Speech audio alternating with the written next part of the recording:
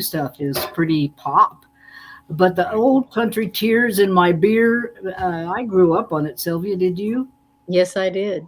I I sure mean, did. I mean, that's all I ever heard growing up. My mother and dad and sister uh, all played country music, and I really never started playing music till I was about 17. And how old were you, Sylvia, when you started?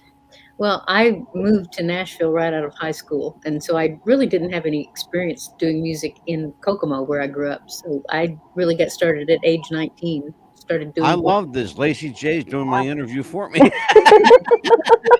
nice. It's all good. It's all Well, good. I haven't seen my friend in a long time, so it's really it's a treat Yes. Well, I hope see it how was a we bit of both a surprise started. for you. Yeah, it was really wonderful. I'm happy about it. Beautiful. We may have another surprise for you later in the evening. We're waiting for a phone call. Ooh, Let's is talk a it a little bit man? about Leslie. Keep her straight, young lady. Oh, be nice. Let her talk. I am, of course, I am. See, I have Of to keep course, them I in am. line, ladies. I've got to. I've got There to. is no keeping this straight, Mad Dog, just so you Oh, know. And I doubt if there's much keeping Mad Dog in line either. oh, Amelia, you must have to carry a big stick. that's right. Go ahead, Amelia. Go for it. Go for it. Well, I have a question for Sylvia. I know that you had said that you had started at the age of 19, but not a lot of people know that you actually started as a secretary for one of RCA Records. Well, yes, actually, it was a publishing company that Hmm. was called Pie Jim and Chess Music, and right on 16th Avenue, just like you saw, Lacey. I worked at 1225 16th Avenue South for 4.5 years. The first 4.5 years I was in Nashville. And that's And how I also, got my start. You know, that's what paid the So bill. you were discovered working for a music publisher? Well, I wouldn't say discovered. I worked really Well, hard. somebody found you. Well, I was actually, I auditioned for a part in a group that I didn't get the lead. Came in second, but the RCA became interested in me as a solo vocalist during that Right. audition, and so from there, I about a year and a half later, I got signed to the label after Tom Collins, who I worked for at the music publishing company. Right. He took me in the studio and recorded some songs, and RCA liked them, and they picked me up. hmm Beautiful. Yeah. Well, I want to get into a little bit of an introduction here. We've been having a little fun. Let me tell everybody a little bit about these young ladies with us. With hard luck songs that reflect her real life experience, Lacy J. Dalton became one of the most popular outlaw country, and I love that, outlaw country singers of the early 1980s. After winning Country Music Association Award as Best New Female Vocalist in 1980, she released a series of albums that were both commercially critical and original in scope come on, dentures, in scope and originality. Dalton slowed her pace somewhat in the early 90s as she entered her fourth decade. And let's think about 4 decades in the music business up to the 1990s. That's amazing. Settling in Nevada, she continued to record and perform.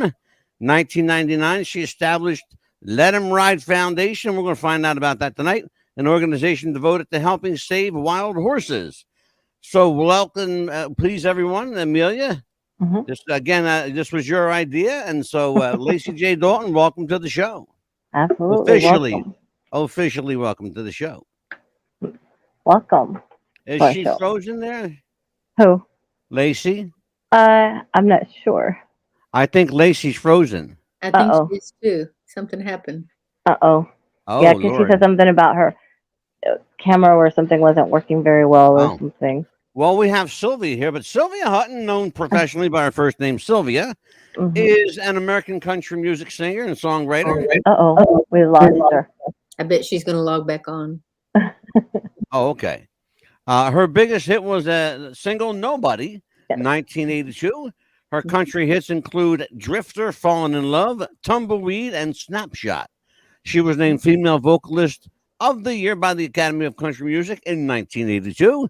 She is also credited with making the first concept music video album to air on country music, with the Matador. Matador. Yeah. So welcome back, and well, Lacy, I'm sure Lacy realizes, oh, I better get the hell out of here. No. Like, where'd she go? So Sylvia, welcome, and thank you for staying with us and not running away. Yeah. How did you get started? Because Amelia knows a lot more about you, and I want to find out. How did you, in earnest, get started singing? Something that you always wanted to do? Well, Amelia knows this. I know you probably know my whole bio. Yes, ma'am. I do. But I grew up in Kokomo, Indiana, and there's not much music business happening there. But I loved music from such a very, very young age. Oh, there she is. Hey, hey there. There she is. So, Right. yeah, I just always loved to sing. It was so natural to me. It was like breathing, sleeping, eating, singing. I just did it all the time. And as you grow up and you begin to wonder, I wonder how I would do this for a living. My life, And so I endeavored to move to Nashville after high school. I had no interest in college. I knew that I probably had a learning curve about the music industry itself. Yeah. So my goal was to get a job working at a publishing company or some kind of a music company where I could pay my bills and learn how the business worked, because I just kind of consider these people are going to be my peeps. They're going to be my family, my music family. And that's really how it worked out. It took 4.5 years to get an interest from RCA, and then things took off pretty quickly after that. It's hard to imagine you as an entertainer. You're so soft-spoken. You're not a crazy person like Lacy and myself. I could be crazy. I could be crazy too. Can't imagine how you stand in front of people. Is that a comfortable feeling for you? Are you comfortable in front of people? There are people. It's kind of it is a learning curve for sure to be in front of a couple of 2,000 or 3,000 people. Well, I love people, and I love people that take the time to come out and see you perform live. I mean, that's really, think about what that takes for people to uproot their evening or their day and buy the tickets and come out and come to the show. And I just love people, and I love singing, and I love storytelling. And so most of my music, almost all of it, is a story, and I'm just telling stories through music, and it's a way to connect with people in a heartfelt way. So I feel pretty comfortable on the stage, actually. And I get a little nervous before I go on, but after that first or during that first song, I'm there. Gotta ask my friend Lacy J. Dalton. It's you and I are both shy, unassuming people, and it's tough for us to open up in front of people. When was the first time that you had a guitar in your hand and felt like it belonged there? Uh-oh.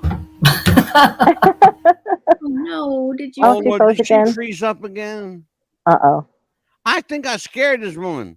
Uh-oh. There she is. There she is. Oh, okay, beautiful. Oh, yeah. I think I scared this woman. You probably did. Uh-oh. Every time I talk to you, you freeze up. I'm getting the hell out of here, man. So when was the first time you felt comfortable with a guitar in your hand and knew that it belonged there? Maybe never. Really? Really? That's interesting. No, I suffer from really bad stage fright. I have really bad stage fright. I've always had it. And I tried a lot of things along the way that didn't work for stage fright. Well, I'll never forget. There was a time when I would have a beer before I would go. Well, that doesn't actually, if you have more than one, that probably isn't going to work. Then if you try, then my doctor gave me some blood pressure medicine, which I already have low blood pressure. So it put me into a kind of state of really relaxed and not very good performance. I think what happens is, this particular body has I've had horses like this. If you were taking them to a show, they would get so worked up.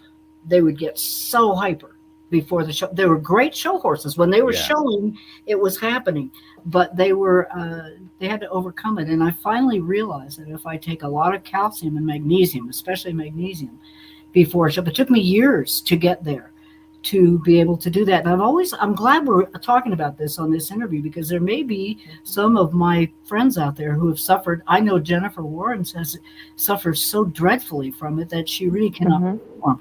And I just hope that the word gets around that really calcium and magnesium, but you really need to take a lot.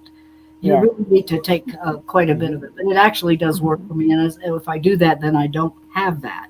Somehow that super adrenaline thing, which happens, it gets controllable. I had that experience early in life, and I overcame it very quickly. A veteran of the business, a dear friend of mine. In fact, I mentioned his name last night, Jackie Vernon, who was an old Jewish stand-up comedian back in the day. I knew Jackie, and he said, "Listen, whenever you go on stage, just imagine everybody naked. You'll get over it." And that's what he said. Exactly how he said it too. I've heard that Jackie before. was very low key and deadpan. I've heard that before. Imagine everybody naked. If I imagine the audience is naked, I get embarrassed and want to look away. You'll be like this. If you that and a shot of Sambuca goes a long way. Trust me. I can't imagine you have ever had stage fright, but you actually did. Even as Mad Dog. Yeah, absolutely. Oh my God, you kidding me? I was terribly shy. Oh Lord, what is wrong with Jay, that? let me tell you something. Can we talk, girlfriend? Can we talk? I'm gonna tell you something. That I was painfully shy. You couldn't get me in front of people to save my life. In fact, I've been bribed a few times to do it. And it's like, no, you keep your money, keep your whatever. I don't want to do it. But then, Jackie, when you got a friend like Jackie Vernon, come on, it's all gravy after that. So let's talk a little bit about growing up in Pennsylvania. The queen of country music is from my neck of the woods. So talk to me. I grew up in Pennsylvania, and my dad was a guide on a hunting preserve and a war hero. He spent a year and a half in a German prison camp, shot down over Belgium. My sister, I've been saying Germany for years. It was a German prison camp, but my sister just corrected me, over Belgium. My mother was a waitress in the truck stop, and then she went to beauty school and had a salon, a hair salon. And I grew up in a little town. It's a college town, actually. It's a very beautiful town along the Susquehanna River between the capital of Harrisburg and Wilkes-Barre. So it's right in the middle of that, and it's called Bloomsburg, and there is a university there now. When I was there, it was Bloomsburg State Teachers College, and it was a beautiful place to grow up. It was I remember being able to go up in the mountains there as a kid, and you could still drink from the streams way up in the mountains, above where they had the cows. below the cows, you didn't want to drink the water. How does a shy young Jill from Bloomsburg, Pennsylvania, grow up to be Lacy J. Dalton? Where did that come from? And who were you before Lacy J? My birth name was Jill Lynne Byrem. And then I married John Croston, my first husband, and the father of my son, Adam. And John had a very bad accident and died when he was totally paralyzed from the neck down.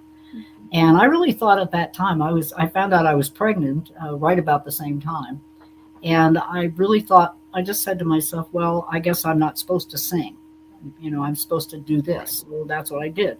I took care of him and my child, and 3 years later he died from the complications of that. And later on, I remarried later on in life. When I was probably 36 or 7, I married a man named Aaron Anderson, and I was married to him for 16 years. We lived together for 4 years before we got married, and I lived with him. So I was actually Jill Lynne Anderson when I went to Nashville. And for some reason, they didn't think that was going to work. So, Imagine that. Imagine that.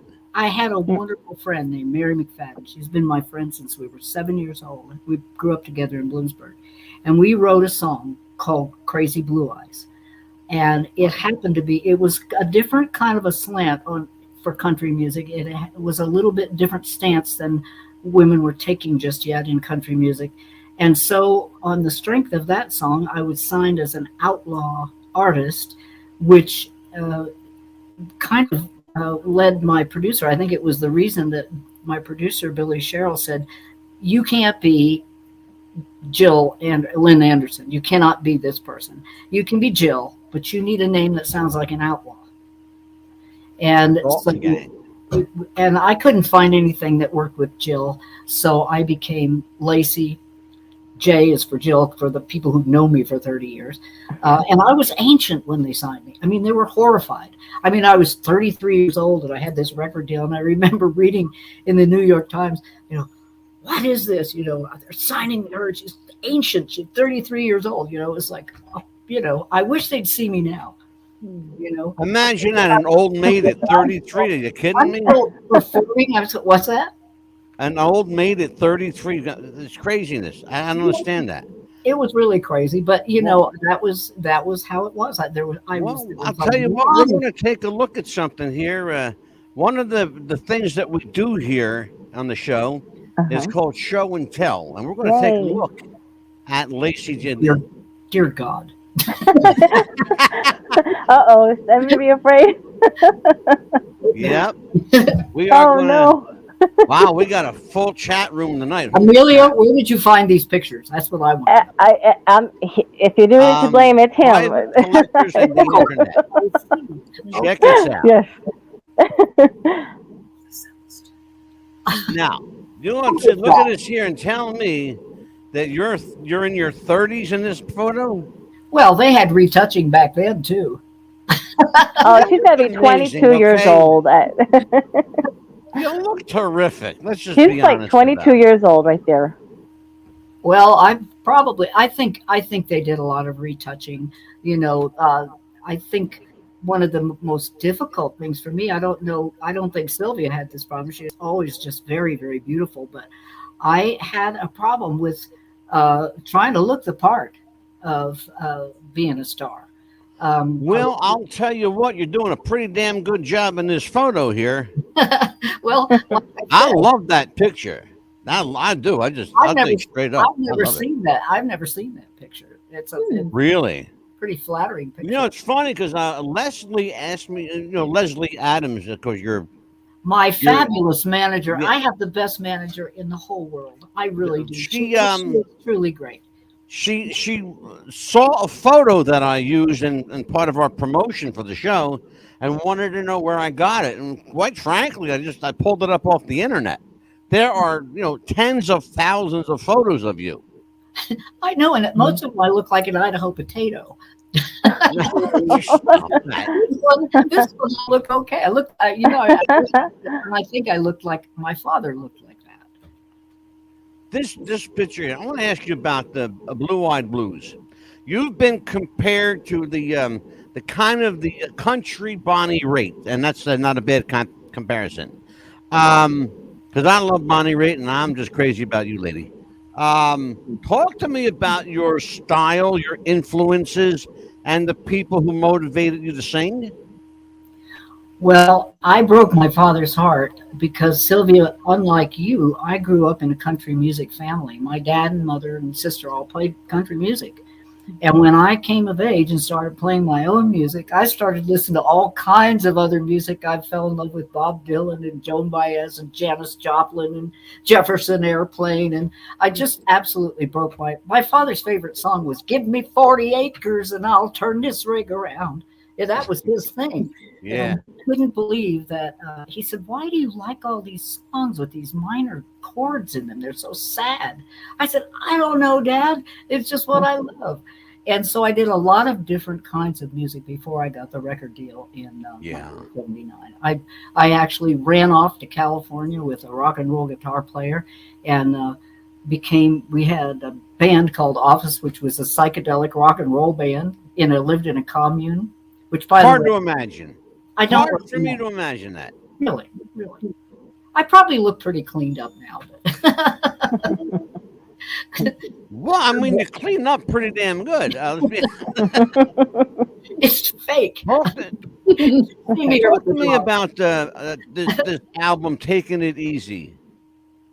There's the album Taking It Easy, but there's a story behind that. Tell me the story. Well, that thing is having its 40th anniversary right now, and "Taking It Easy" was a song that Mark Sherrill and I were out in his boat on Lake Henderson, Right. and all Mark ever wanted to do was have fishing boats to rent and live in Florida and have a bait shop and fishing boats.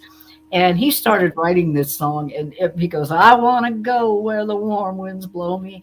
And we had been writing together. We wrote a lot of songs together. And so we started writing that song, and we got quite a bit of it done. We took it in to show it to Mark's cousin, Billie Sherrill, who was probably at that time the greatest producer in Nashville, and certainly one of the greatest ones who ever was. He discovered George Jones and Tammy Wynette and did Charlie Rich and was Ray Charles' producer almost to the end of his life. But he also produced Outlaws, which was, Right. I'll never forget going into, which is why I was glad I was with him, because he kind of understood that he didn't want me to do that music. He wanted me to sing pop music. And so I wrote songs.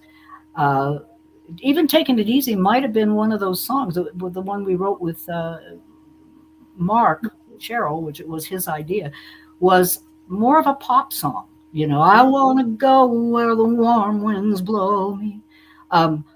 My kind of thing is hard luck ace. You know, I was rougher than that. But Preach Billie it, sister. Preach it.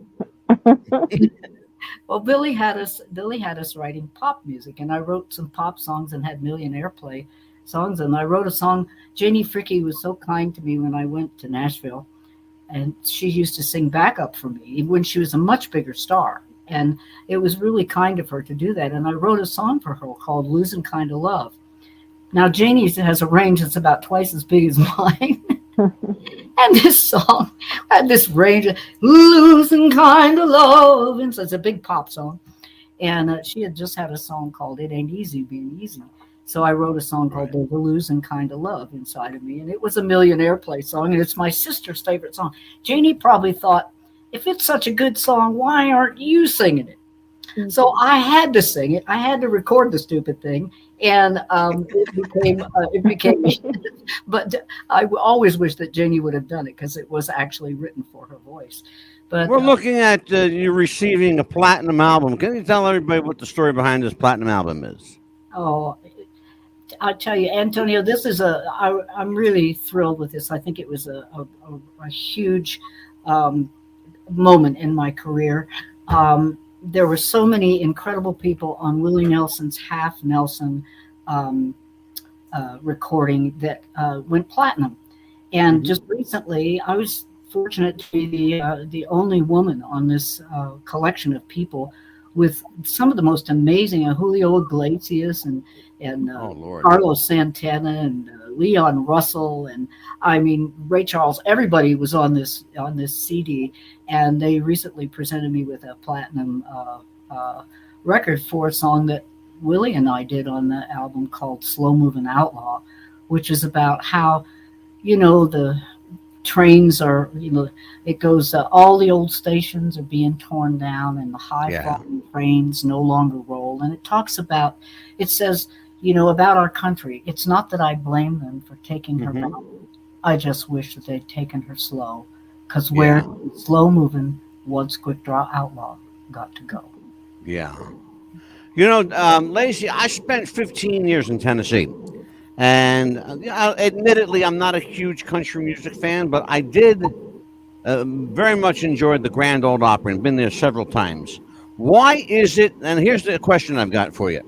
Why is it that the men of country music can get away with far much more than the ladies of country music? There was I forget the young lady's name, but a few years ago, there was a young woman in country, kind of made a little bit of headlines for being a bad girl. What is it about the women that they're expected to be proper and polite, and they can't, you know, they can't stir the boat, you know, or rock the boat, as they say? I had to clean that one up. I was going to say stir the ship, but I don't want to say that. Well, You get what I'm saying? Why is it that there's a double standard for the men and the women in country? because there is in the whole world. The whole world is like that. Look at these new things that are happening politically that are, trying to keep women pregnant and barefoot in the kitchen again. I'm sorry. Right. I just have to say, I really, I really think that women need to be we need to say what we need to say, and we need to Yeah. be good partners and equal Mhm. partners to men, and that's just not happening almost anywhere in the world. It's Yeah. always sort of been this way, but I think that the more that we begin to realize that women have such a wonderful different viewpoint sometimes than men, not always, but I think we have an equal thing to offer, and yet we've always I just wrote a song called The Devil by a Different Name, and it's the last verse goes, I'm a woman, I'm strong, but I've Mhm. been told that I am less than for so long. Eve ate an apple. They say we're to blame. That's just the Yeah. devil by a different name, boys. The devil by a different name. We were Exactly. meant to be the other. We're meant to be two halves of a whole. And I Yeah. think that, I don't know how you feel about that, Sylvia, but I didn't really notice there was a lot of prejudice in my career because I've always been outspoken. So if Mhm. I have something to say, I will say it, and I have to believe that I don't always have to agree with another Sure. person to care about the person or to care about what they're Mhm. saying. There are people who have totally opposite views from Oh, me, absolutely. but No, who I respect I them. do, Yeah. Lacey. I do agree with you that it's all in the culture, and it's not just in America. It's all over the world. Uh, you know, Yeah. women we're trying to find how to be, in our power, in our voices as human beings. And I remember one time when I was still working on Music Row as a secretary receptionist, I looked at Billboard magazine, and I was struck by in the top 100 singles in country music, there were three women and 97 men on the chart that week. That's what So I'm talking about. It's Mhm. yeah, exactly what that's I'm what we're talking about. talking about. So, I'm really glad to see that, women are finding their voices, and it's a painful time, because, people get scrutinized for speaking their truth. And, but, that's how change happens. And I appreciate that you have always been very outspoken, Lacey. That's inspires me. Well, I think we all have been, especially the women in country music. A lot of the women in country music are outspoken now, Mhm. um, and a lot of them have suffered for it. A lot of them have really had their careers impacted by it, and Yes. it's at a point sometimes you have to say, yes, this career is very important to me. I really appreciate it, but I'm not going to allow it to change me so much that I don't know who I am anymore. I have, Exactly. you just have to. What did someone say? You have to stand for something, or you'll fall for anything. And I think and I your co-anchor Amelia has a lot to do. Yep. Mhm. Oh, I think she's probably Speaking of something. Amelia, why don't you Mhm. jump in there, Amelia? Okay.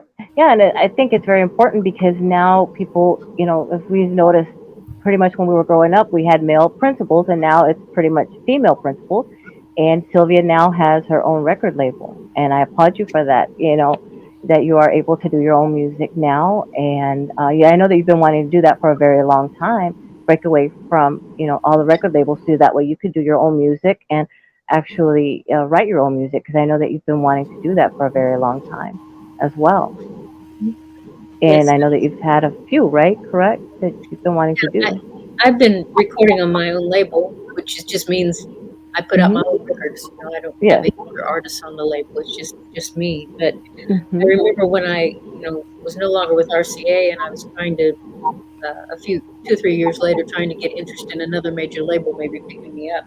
And Lacey, just like you, it's like I was in my mid to late 30s at that point, and there's like, you're too old. Like, hey, you've already had your career. Why don't you just go home and, just do something else? It was really, um, somebody patting you on the head and telling you to go home. You think you've already had your time in the light. And it's like, but I'm not finished singing. I'm not finished writing. I'm not finished. I have things to express through music. And so I just said, well, what am I doing? Why am I asking people permission to make music? I'll just make music myself, you know? Exactly. And, it's not easy. And I think people probably know that being independent artists, it's not an easy thing because you're wearing lots of hats and everything that gets paid for, you're paying for out of your own pocket. So um, it's not easy, but it's also, you have a lot of freedom, and that's wonderful. And I love that I Mhm. can make a record and record the songs and write the songs that I want to write and say what I want Yeah. to say. And yes, I don't reach as many people as I used to, but that's the price you pay, I guess, at this point in time in history.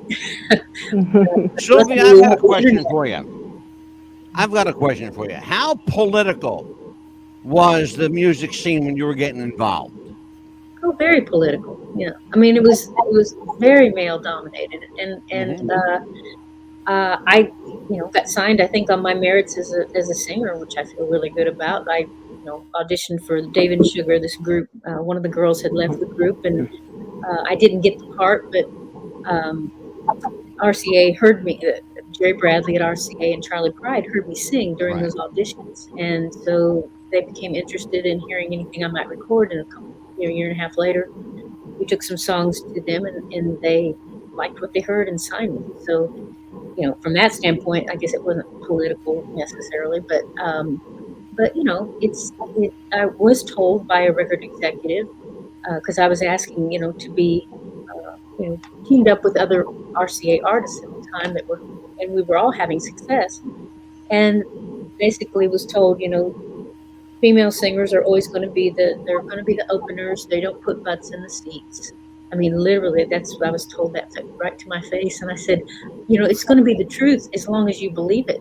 If you change what you believe, you're going to change that. And a lot of singers came along after that. Hmm. A lot of female singers that put butts in the seats. I mean, Yeah. it was just a different mentality then. I'm not bitter or upset about any of that. It's just interesting to perceive or get a perspective from this point in time in my career and look back and say, yeah, there's a lot of old belief systems that need to be swept away, and we need to open our minds to Right. see things differently. Yeah. Lacey, when you were starting out in this, particularly around the Nashville area, did you run into the smooth talking, slick promoters that the come here, kid, I'll make you a star. All you have to do is take care of business for me. I think Sylvia and I have probably heard.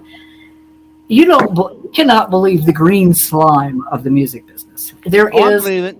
it is fathoms deep, and it is. People will tell you anything. It is really quite a business. I do not particularly like the business of music. I've had to do it because if you want to live, if you want to Hmm. eat, if you want to raise your children, if you want to keep making music, Sure. you deal with what you have to deal with. But there are so many people who they prey on artists. They're Yeah. like lampreys that eat the eels that get on sharks.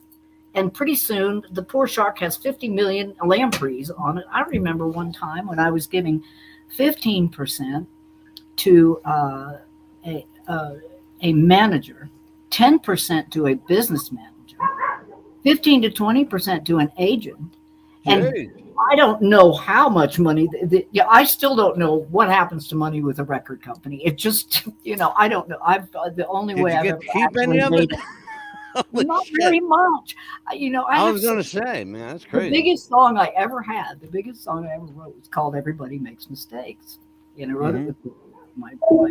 I make absolutely nothing from that song. I have never gotten a single penny from it because, That's remarkable. I want people to listen to what you just said. Okay. I well, want them to really comprehend what you just said.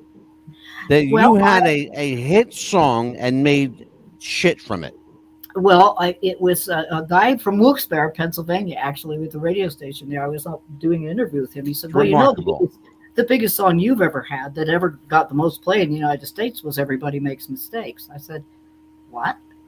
He said, "Yeah." He said, that's the most played song you have in the United States. It's Incredible. right here in BMI." I looked it up, and I thought, and I have never made penny one. It says I'm a writer. That's a nice thing. So you're credited as a You writer, know, but what about the Writers Guild? I mean, you get something. Do you get any kind of Nothing. residual? Nothing. I just remember. I know that that Really? would never That's have that remarkable. would never have been Billy Sherrill's thing. I remember recording the song at the time. I didn't think Billy would like the song because it wasn't very like what was happening in Nashville at all at the time. But I was sitting out in the front office playing the song, and he said, Mhm. "Well, what is that you're playing?" I said, "Oh, it's a thing I've just written. You know, I was out in California, and I was, you know, this is." And he said, "Well, show it to me." So he showed it to me, and we finished it up that day and went in the studio almost immediately and cut it. And uh, I have never. Well, I remember when they brought the paperwork in, we were in Yeah. the middle of cutting the song, and the Young Turks from the publishing company came in. I'm sure that Billy would never have allowed this to happen to me. Never. He Remarkable. would never have allowed it. He had plenty of money. He had more money he could ever use. Yeah. But It's astounding to think that back in 1956 and when May Hoyt Axton wrote "Love Me Tender," they put Elvis Presley's name on as a co-writer. They said, "Here's the idea behind it was, if the song bombs, at least you'll get writing credit. You'll get writer money for it." But and now you think about today, when a lot of I don't want to say most artists, a lot of artists are self-represented and pretty much self-employed, self-published. well, we And kind of people have to. You know, yeah, and if you haven't become the biggest thing in show business, after a while you've got to do it yourself. well, think about why you have to now. It's craziness. Mhm. It's crazy. It's free though, isn't it, Sylvia? It's freedom. You spend your entire life touring, and every city is another dollar. But there's also an expense. You got to travel. You got to pay your band. You got to eat. You got to sleep. People don't think about that. They just think, oh, well, Lacy made $15,000, $20,000, for 4 songs. Okay, well, it's probably a drop in the bucket. But the point I'm trying to make is, what it cost you to make that 20 grand. It probably cost you 15 to make the 20. That's the point I'm trying to make. Amelia, Yes. questions for Lacy J, Dalton, and Sylvia. Yes. I had a question also for Sylvia because she has a new album coming out called Nature's Child. What inspired that album? I want a copy. I'm so glad you brought that. It's right here. Yes. It came out February 22nd of 22. So it was 222. Two. Yeah, Best numbers. You better put a couple of them in the mail for us.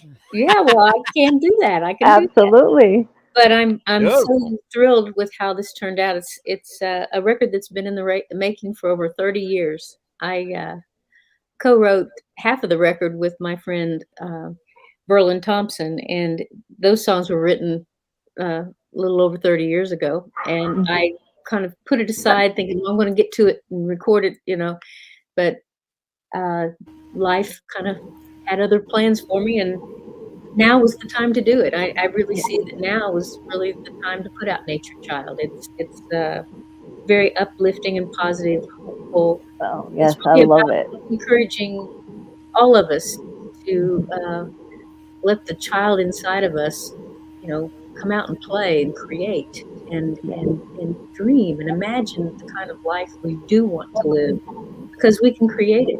I think we get into a mindset sometimes that we think, when everything out there gets all straightened out, then I'll be able to do what I do. But I think we've got to find the wherewithal within ourselves and bring that out into this world, and that's what creates change.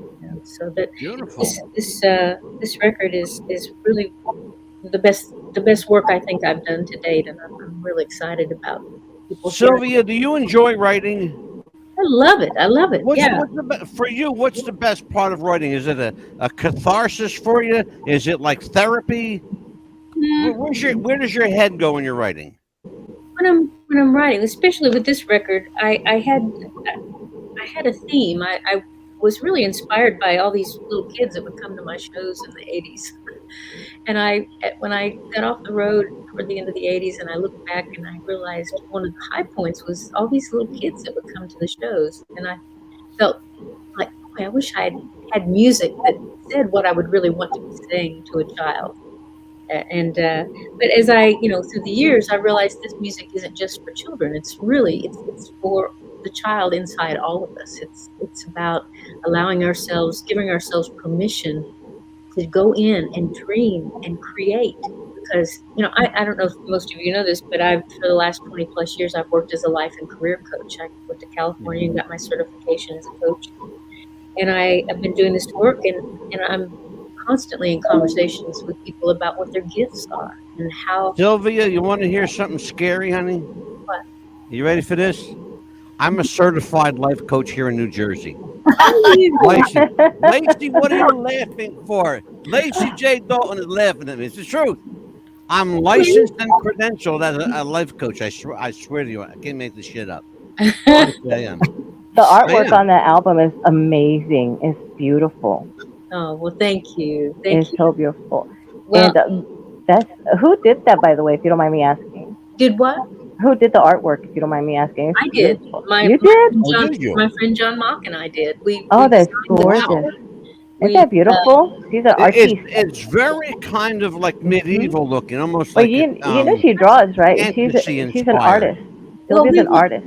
We wanted to make it feel kind of like a storybook. And, gotcha. And so there, each of these songs is a story that I'm calling this a concept album because it really does take you on a journey. I want to promote Lacy's new album, Biker Chick from Hell. No, I'm kidding. No. And you have the song "My Best Friend" Lacy, on there reminds me of my friend. One? My best friend. Yes. Lacy, did you hear that one? I love that song. Oh, thanks. I said I'm going to promote Lacy J's new album, Biker Chicks from Hell. I didn't tell him to do that. I swear that's on his own. Yeah, well, I'm the comic relief around here. Yeah. So I will tell you what, we have another show and tell to get to. Uh-oh. We did Lacy J. Dalton show and tell. Sylvia, it's your turn, kiddo. Again, he did this on his own, Sylvia. Lacy J. Dalton after this. So talk to me about this. You must have been about 12 when this picture was taken. I was in my 20s. You're in your 20s. It was some award show, and I remember that dress. It was maybe some award show. Now, this is clearly in the beginning of your career, right? You're trying to make a name for yourself here. Well, I'd already had nobody by then because my hair was. I think it was during Snapshot, right? Pardon? During the Snapshot album, I think it was when you did Snapshot. Well, yeah, it could have been during that time. This was, of course, the Drifter. Drifter was, because Amelia told me a little bit about Drifter. This was the second album? No, this was the first album. The first album. Okay. Mm-hmm. And this was my first #1 record. Mm-hmm. Terrific. The single right before this was Tumbleweed, and it went into the top 10. And then after the Drifter was, I believe we have it right here. There we go. That's the album cover. Yeah, the other was the sleeve of the single. Yeah. Okay, Amelia, walk us through this. This one? Oh yeah, that one that was supposed to be. I think it was going to be Greatest Hits album, but it turned out to be a different album after all. Well, it really actually ended up being the Greatest Hits cover. But there was another record that I did that got shelved that never did get released on RCA called Knockin' Around. This is the surprise album. This was in 1984. And you were signed to RCA at the time? Yes. How long were you with RCA? All on RCA. That's the album I listened to today. How long were you signed to RCA, Sylvia? For 8 years. Okay. Gotcha. I was signed actually same time you, Lacy. I signed in 79, the fall of 1979. I've got to ask you about this. Explain this. Amelia and I didn't talk about this one, and I deliberately so.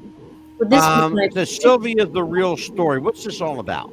Well, this was my first independent release on my record label, and I co-wrote several of the songs on the album. But I wasn't sure if this was a music or whether it was like a documentary film. No, this is a music album. Yeah.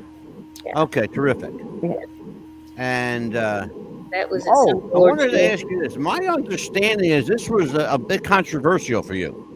They tell me that there were groups from PETA, the People for the Ethical Treatment of Animals, protested you wearing this fur. I don't remember that. No. Yeah, there's actually.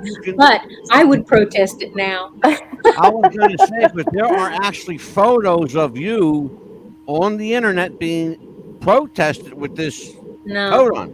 No, not can't really. make this shit up. Honestly, God, can't do I've never seen it. But anyway, no, I would not wear fur today. No, I wouldn't do that. Yeah, I wouldn't blame you. No, I have awakened since then a bit. Yeah. Terrific. Now, Lacy J. We didn't know that. I have a surprise for Lacy J. Dalton, but before I do that, I have to do a word from our sponsor. So I'm going to Amelia, Lacy, and Sylvia. I'm going to just give you a heads up. You might want to cover your ears.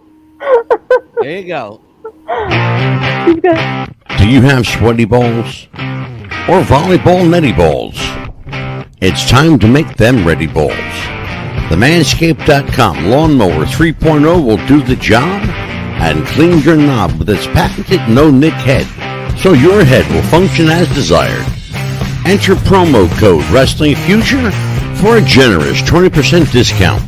That's enter Wrestling Future for a 20% discount.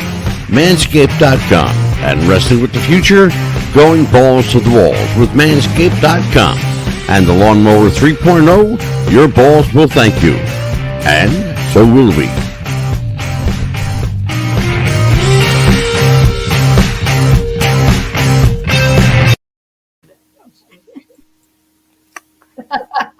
That's how we pay the bills around here.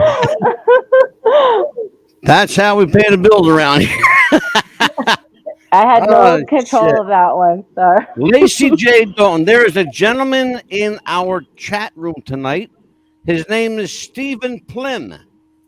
Oh, You for remember? heaven's sakes. I do remember. How is Stephen? He's going to call you right now. Stephen, give Lacy a call. Gentlemen callers. He's going to give you a call. He may call into the show, or he may just call my phone. Steve is a very dear friend of mine. In fact, I was going to put the picture of segue, by the way. Say again. I'm sorry, you froze up for half a second. What happened? Just a good segue, by the way. Oh, thank you. Stephen, if you're there, call in, please. Yes. Call the number. Hi, Steve. Okay, we're going to do this old school. Go ahead, Steve. Oh, I can just barely hear you, Steve. How are you doing? Nice to hear your voice. I can. Yeah. Is this good? Go ahead, Steve. Yes, sir. Lacy, I'm watching this show. I just had to tune in. I mean, Angelo, is one of the greatest guys in the world to interview. He's a cross between Johnny Carson and Wolfman Jack, and I had to hear him talk to you. Well, I'm enjoying him immensely. He's my kind of guy. Well, me. I love this woman, Stephen. I'm going to run away. I'm moving to Nevada tomorrow. You have a Harley though. Lacy, when I heard that he was having you on his show, I called him and I said, "Let me tell you something. There's one word that describes Lacy J. Dalton. Just one word. It's called class." I said, "I was with her in Reno, Nevada. Remember we spent a day doing that pilot?" Yes. Yes. And you're just delightful, lovely, and whatever vitamins you're taking to keep you look 25, please send me some, please. You Is know she what? the bomb diggity or what? I'm telling you what, man. Thank you, She but the I bomb. do. I tell you what, I could have a vitamin shop. I believe in supplements. I have a Absolutely. no, I really do. I believe in supplements. If you have purebred animals and you're breeding fine Arab horses or really great, Yeah. it, Mr. it, Plim takes liquid supplements. what we need from Yes. the American diet. Trust me, it is not Well, they often the ask me, best thing. what do you take with your vodka? I said, I don't feel butter. This makes it work better. Okay, that's all right. For those of you who don't know, Stephen Plim, the gentleman on the phone right now, we're doing this old school style, by the way. Steve Plim is the former manager and agent and a lifelong friend of the legendary Tiny Tim. He has also represented Adam West, Jerry Mathers, Joe Fraser, Jake LaMotta, a bunch of folks. You know what? I love when you do that because it's name dropping. You know, the old saying. I think you said it to me one time. I've been with the greats, the kind of greats, and the ingrates. The kind of greats and the ingrates. Well, Stephen, thank you for calling. I'm gonna hang up and we're gonna talk about you. All right. Be well, Steve. Thanks for calling in. Lacy says thanks for calling in, brother. I'm just so proud to have met you that day. He said you're beautiful. He loves you, and he's proud to have met you that day. Stephen, I'll call you after the show, baby. Okay, baby, good luck. You got it. Stephen Plim. He is Stephen is a character. He's the last of the old school. He really, really is. He's the guy who still says, let's do lunch. Who loves you, baby? My people will call your people. That's Stephen. That's not a put on. That's just the way Steve rolls. Old guard. Character. Yeah. I love Steve Plim. He's a unique breed. So, Lacy J. Dalton, let's talk about the future of country music. Where is it going? Where is it headed? I'm not liking what I'm hearing. There seems to be, I understand the music has to evolve, but there seems to be almost not an evolution of country, but an eroding of country music. I'm hearing a lot of rock in country music, and not southern rock or classic rock. It's just, country music, rock and rolls. I don't know what you want to call it. I'm not liking what I'm hearing. I like old school. Hank Williams, Little Jimmy Dickens, Bill Anderson. I love that kind of stuff. The traditional And country. Sylvia and Lacy J. Dalton. Don't forget to mention them too. Yeah, but you know where I'm going with this, See? Amelia? Yes. Yeah, of course. So where's it going, Lacy? Mm-hmm. It seems to me that the new country music is going very pop. Yes, it is. Very, very pop. And that there's a place for that. There's a place for all music. There's all kinds of music in the world. And there will be traditionalists. There will be people who will, it's almost like a pendulum swings. Swings to the right, and it swings to the left, and it swings to the right. I just hope someday we get somewhere in the middle. There is certainly a place. I've been listening to traditional country music lately on my local radio station. And I have to admit that for many years I did not listen to country music. I like all kinds of music, but I've been really appreciating some of the T. Graham Brown. I did a country music cruise recently, and T. Graham Brown sang a song that was so moving, and I had not heard him sing it live. It was a song called "Help Me Turn the Wine Back into Water." His a challenge with alcohol. Yeah. And when you hear somebody like Kristofferson sing "Why Me, Lord," now everybody in the world has sung "Why Me, Lord." You know, Yeah. Ray Charles did it, George Jones did it, Merle Haggard did it. Everybody has done that song, but Sure. nobody Elvis. ever told it like Kristofferson did because it was so real to him. That Absolutely. humble song that he wrote was so utterly believable. You know, I love these songwriters and I love to hear them sing their own songs. And I can't wait, Sylvia, to hear some of the songs that you've written on your new project. I really am interested. I love songwriters are the most beautiful souls. A lot of them never get any. I was with Tony Hazelden, who wrote "You Know Me Better Than That" for George Jones, and Tony told me, I'm sorry, George Strait, and he said, you know, I've never met George Strait, and oftentimes I think, you know, it's amazing that some of these incredible songwriters never get to even meet the people who've made their music so popular, and I am so interested in these songwriters because the stories behind the reasons that they write these songs. For instance, Sylvia's got songs about her inner child, or all of our inner children who were probably are lucky to exist. You know, I remember hiding under my desk when I was a kid, the threat of the atom bomb. You know, get under your desk, they're going to bomb us. Yeah. And what kids are dealing with today. But I think that these experiences that we have in life, when they are distilled into a song for everyone to enjoy, the stories Absolutely. behind that are Yeah, Lacy, you're frozen up a little bit? No. Oh, there you go. You're frozen up There you just are. here. There you are. We have people in the chat people room. tell me wanna that in bed all the time. I don't know. No. We have people in the chat room that would love to ask you guys some questions. Patricia Brewer says, hopefully you'll come back to Canada again. Said Dane's Picnic hasn't been the same since you were there last. And yeah, so obviously that struck a chord with you. So Patricia, if you're still with us in the chat room, ask a question and go ahead, fire away for Lacy J. In the meantime, Rose Marchetti is here, and she says, what you're hearing is very bad pop music. Listen to Americana. Oh, that's so good. I love Americana. I love it. It's okay. Oh, sorry there, Leslie. Thank you. Leslie Adams is chiming in here. So Leslie wants me to let you go, Lacy. Oh, it was about an hour. Oh, I told him an hour, man. Yeah.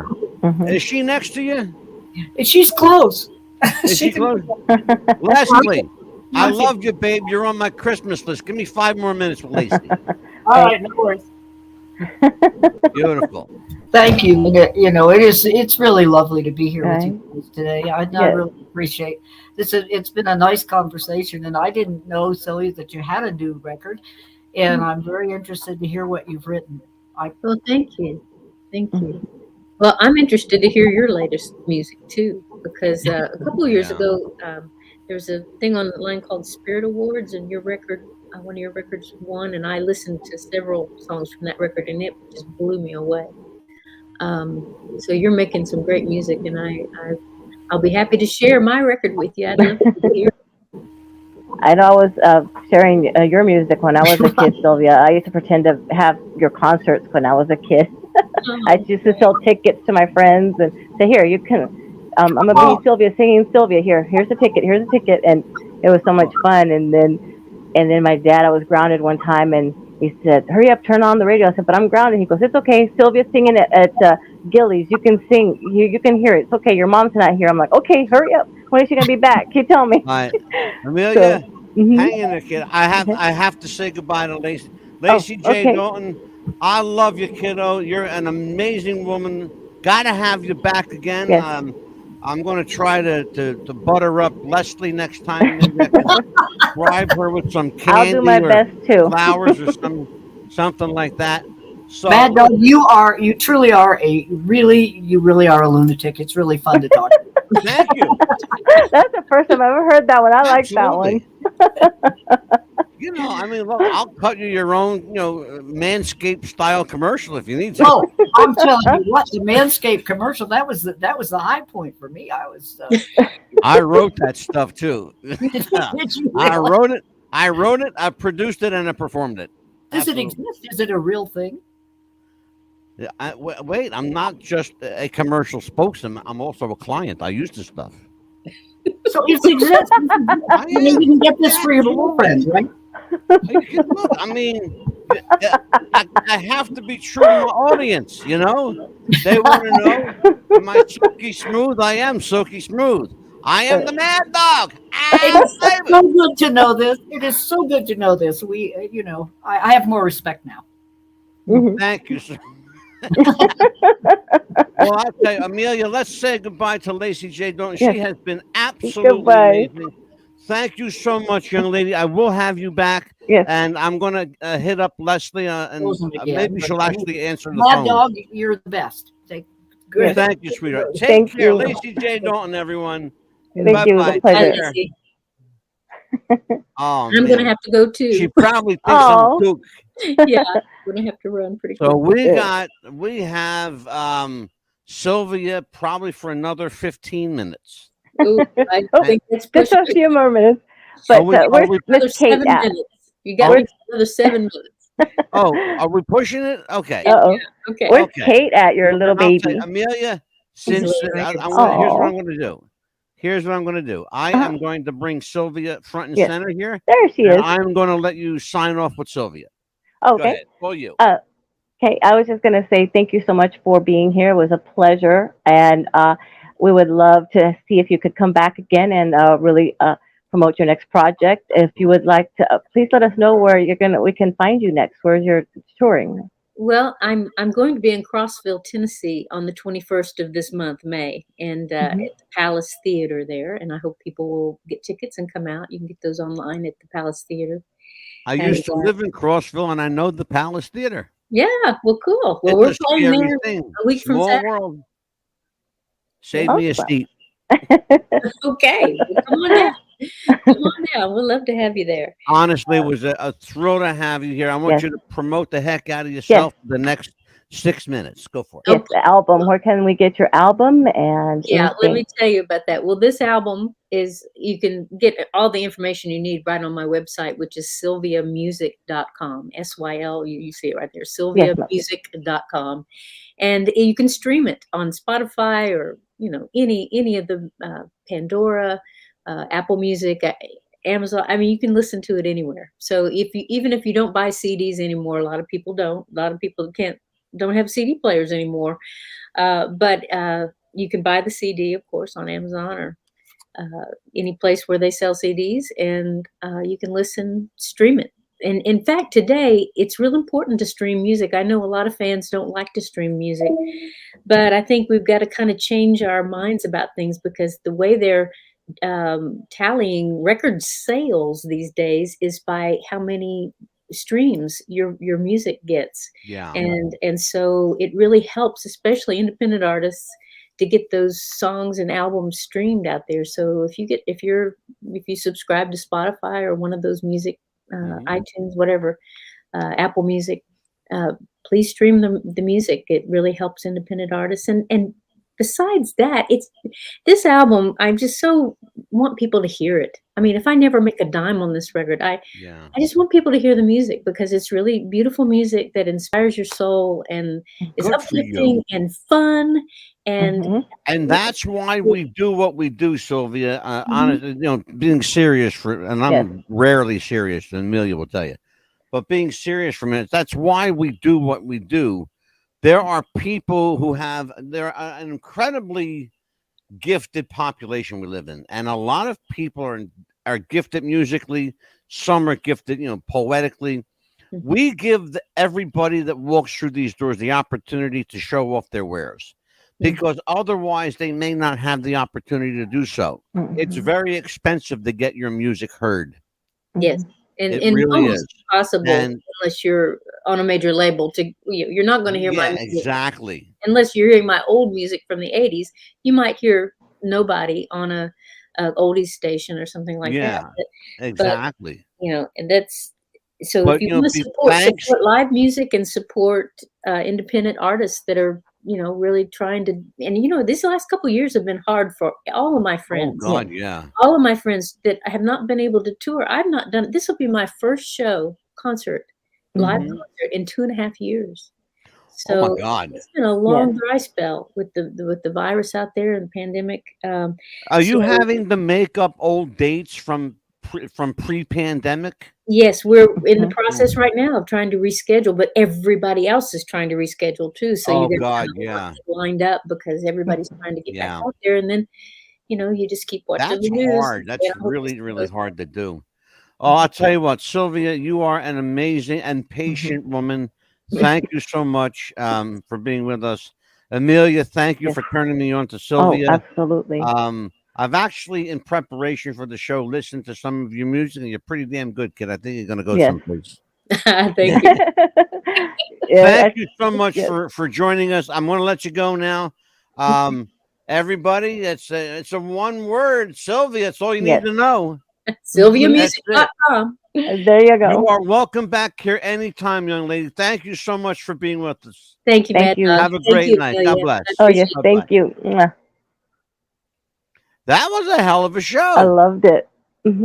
That was great. Lacy J. Dalton fell in love with me. Yes. And you're not going to Nevada. Yes. And you're not going to Nevada. Yeah. I'm going to send her a Wrestling with the Future t-shirt. Yes. I'll wait till we get the new What's the Buzz shirt. And Sylvia, I'd love to send Sylvia one too. I'll get. Oh God, yeah. I think. How do you beat that one? I mean, I think we just got to say goodnight to everybody. Absolutely. Yeah, that was one of the great shows. Tell everybody where they can get a hold of your social and all that stuff. Absolutely. Instagram, of course, it's What's the Buzz. Of course, here with you on Tuesdays and Thursdays, unless we have a special guest that we have to do it more than once a week. And of course, Amelia Valerio Chapman on Facebook or aachap70@gmail.com. And I am always at Mad Dog DeCipio on Facebook, Twitter, Instagram, TikTok. You will find us everywhere there's a podcast. Because if you can't find us, you ain't looking. Because we're 200 everywhere. Something channels. I'm telling you what, we are everywhere. On behalf of Amelia Pitbull Chapman, I'm Mad Dog DeCipio. Thank you to Lacy J. Dalton. Thank you to Sylvia. Yes. And once again, Bruce Valanche. You're the bomb. We love you. Take care, everybody. Bye-bye. Thank you.